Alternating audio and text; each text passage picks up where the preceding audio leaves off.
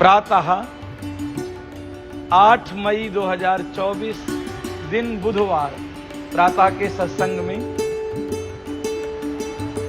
गीता की हम लोग चर्चा कर रहे हैं।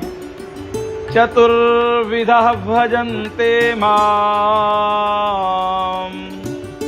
जनाः सुकृतियार्जुनः आर्तो अर्थार्थि जिज्ञासु ज्ञानी चा भरतर्षभः। भगवान कहते हैं, हे अर्जुना, जो जनः, जो मनुष्य कहलाने योग्य है संसार में, और शर्त है कि वो पुण्यवान भी है, उनके पूर्व के पुण्य हैं और इस जन्म के पुण्य हैं, तभी वो मुझ में लग सकता है, मेरा भक्त कहलाने योग्य है। पापात्मा तो मेरा भक्त हो ही नहीं सकता है। पापी को तो बुरी चीजें ही अच्छी लगेंगी। पापी व्यक्ति को देहाभिमान और संसारों में भोग, वो इतना ही समझता है कि मेरा जन्म हुआ है संसार में भोग भोगने के लिए और शरीर का पोषण करने के लिए, उसके सिवा उसको कुछ भाता ही नहीं। अगर वो पुण्यात्मा होगा तभी मुझे में लगेगा, और अन्यथा वो लग सकता। उसमें 4 प्रकार के प्रमुख मेरे भक्त हैं। आज पहले भक्त की हम चर्चा करेंगे, अर्थार्थी, जो सुकृत पुण्यों के वजह से भगवान पे उसका बड़ा स्नेह है, बड़ा प्रेम है। भगवान की भक्ति भी उसके अंदर बहुत है, परंतु पूर्व के संस्कार या इस जन्म के चित्त में कुछ ऐसे संस्कार हैं कि वो केवल सांसारिक वस्तुओं को भी चाहता है। भगवान से भी प्रेम है और सांसारिक वस्तुओं को भी वो चाहना है उसके अंदर। ये सबसे चौथे नंबर का भक्त है, पुनः भक्त है, ध्यान दीजिएगा। एक बार स्पष्ट करूं मैं, स्कूल में एक बहुत छोटी क्लास का, जिसको हम कहते हैं प्ले ग्रुप का बच्चा भी है, और उसी स्कूल में ऐसी सुविधा है कि पीएचडी का छात्र भी है।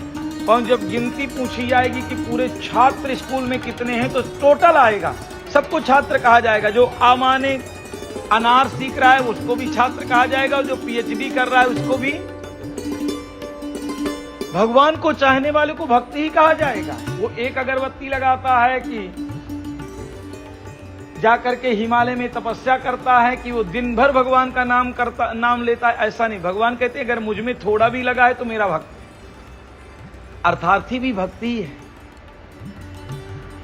पूर्व संस्कारों की वजह से उसके जीवन में ऐसी भावना है कि मैं सांसारिक भोग भी चाहूं, परंतु उसकी विशेषता यह है कि वो सांसारिक भोग भी भगवान से ही चाहता है और दूसरों से नहीं चाहता है। अगर सांसारिक भोग, अर्थ की कामना संसार से है, फिर आप संसार में वशीभूत होकर के छल कपट करते हैं, ये करते हैं, तो भगवान कहते हैं वो मेरा भक्त नहीं है, वो अर्थ का पुजारी है, वो भगवान का पुजारी नहीं है। भगवान का पुजारी वो है जो भगवान से ही अर्थ मांगता है और दूसरे से कोई अर्थ मांगता। बड़ा स्पष्ट एक उदाहरण हमारे सामने प्रस्तुत है ध्रुव जी महाराज का। 5.5 साल की अवस्था और छोटा बालक, मां से जिद करता है पिताजी के पास जाना है। उत्तानपाद राज सिंहासन में बैठे हैं, तो जाकर के पिताजी पिताजी कह के गोद में बैठ जाता है। तो जो बीमाता है उसका नाम सुरुचि है, और सुरुचि जबरदस्ती गोद से उठा करके नीचे फेंकती है और कहती है कि एक काम कर, अगर इस राज सिंहासन में तुम्हें बैठने की ही इच्छा है तो पहले तू मेरे गर्भ में आकर के जन्म ले, और फिर मैं जब तुझे जन्म दूंगी तभी तू इस राज सिंहासन के योग्य हो सकता है, नहीं तो तेरे स्वप्न में भी इस राज सिंहासन में पिता के गोद में बैठने की इच्छा नहीं रखनी चाहिए। सुनीति के पास में गया, रोता हुआ लहूलुसान बालक, माँ माँ माँ सुरुचि ने मुझको नीचे फेंक दिया, और सबसे ज्यादा अपमानजनक बात यह हुई कि तू तेरे गर्भ का भी अपमान किया। क्या तेरा गर्भ इस योग्य नहीं है कि मैं राज सिंहासन में बैठूं, पिता की गोद में बैठ सकूं? सुनीति कितनी सरल होगी, मुस्कुरा करके बोलती है कि तेरी जो विमाता है उसने बहुत अच्छी बात बताई। मैं अभागन तुझे पिता के गोद में नहीं बैठा पाई, परंतु वो कितनी ज्ञानवान है और कितनी अच्छी है कि उसने तुझे परम पिता का पता बता दिया कि परम पिता के पास जा, तपस्या कर, तप कर, तुझे निश्चित करना चाहिए।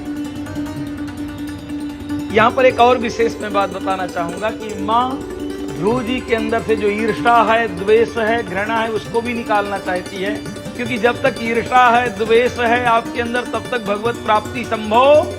आप कुछ भी कर लो, कितना भी कर लो, कुछ नहीं होने वाला। सब आडंबर दिखावा है, ये कर लिया, वो कर लिया, कुछ नहीं होने, कोई फर्क नहीं पड़ने वाला। सुनीति ज्ञानवान है। अगर बच्चा ईर्ष्या करके तपस्या करेगा तो गड़बड़ हो जाएगा। बेटा, तुझे जाकर के अपने ना विमाता के पैर पहले पड़ना चाहिए तपस्या करने के पहले, क्योंकि जब तक अहम है तब तक भगवान मिलेगा भी कैसे। भगवान की प्राप्ति का तो पहला ही सूत्र है नम्रता।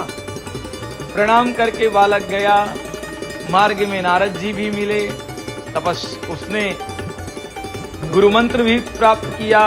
वृंदावन में जाकर के उसने 6 महीने मात्र तपस्या किया और भगवत प्राप्ति हो गई। भगवान ने कहा कि मांग, तो ध्रुव जी ने कहा कि इच्छाएं तो बहुत थी प्रभु, इच्छा लेकर के ही आया था यहाँ, परंतु आपके प्राप्त करने के बाद सब मेरी इच्छाएं मिट गई हैं, अब मेरी कोई इच्छा नहीं है। तो भगवान ने कहा 36,000 वर्ष दिव्य तू राज्य करेगा और राज्य करने के बाद तू स्वयं मेरे लोक को जाएगा। यहां एक और विशेष बात है, अर्थार्थी भक्त जब भगवान से मांगता है तो भगवान का क्या करते हैं कि इस लोक को भी सुधार देते हैं। और जब आप पैसा संसार से मांगते हैं, संसार से जुटाने की, छल, बेईमानी, कपट, तो ये लोक भी बिगड़ जाता है और परलोक भी। अगर हमें कुछ मांगना है, कुछ चाहत है मन में, इंसान है तो चाहत होगी, तो मात्र भगवान से मांगना है, क्योंकि जो भी देने लेने वाला है वो कौन है? भगवान के सिवा जो भी आपको दिखाई पड़ रहा है, किसने दिया, उसने दिया, साहब वो किसी ने कुछ नहीं दिया, वो परमात्मा की इच्छा के बिना पत्ता डुलता। अर्थार्थी भक्त भगवान से नितांत ही भगवान के प्रति समर्पित रहता है, और वो मांगते मांगते भगवान से मांगता है, तो मांगते मांगते भी क्या हो जाता है, उसके अंदर वैराग्य आ जाता है। उसका मांगना भी कैसा है अर्जुन, जैसे रनवे के ऊपर प्लेन दौड़ता है, और रनवे में रहने के लिए नहीं दौड़ता है, वो उड़ने के लिए दौड़ता है। किस लिए दौड़ता है? तो अर्थ की इच्छा भी है उसके अंदर, तो कब तक रहेगी? वो विचार करता रहता है कि थोड़े दिन के लिए ही है, थोड़ा भी पाने के बाद में वो भगवान को ही अर्पण कर देता है। तन मन धन अरु जीवन सब कुछ है तेरा, तेरा तुझको अर्पण क्या लागे मेरा। जब उसकी भावना तो है कि तन मेरा है, धन मेरा है, मन मेरा है, सब मेरा ही है, और वो सब भगवान को अर्पण करके, और वो फिर प्लेन क्या हो जाता है, रनवे छोड़ करके उड़ जाता है। उसी प्रकार अर्थार्थी भक्त भी भगवान को प्राप्त कर लेता है। ये पहले कैटेगरी का भक्त है जिसका नाम है अर्थार्थी। कल हम दूसरे भक्त की चर्चा करेंगे जिसका नाम आर्त है। आज के सत्संग को यहाँ विश्राम। राम राम राम राम राम।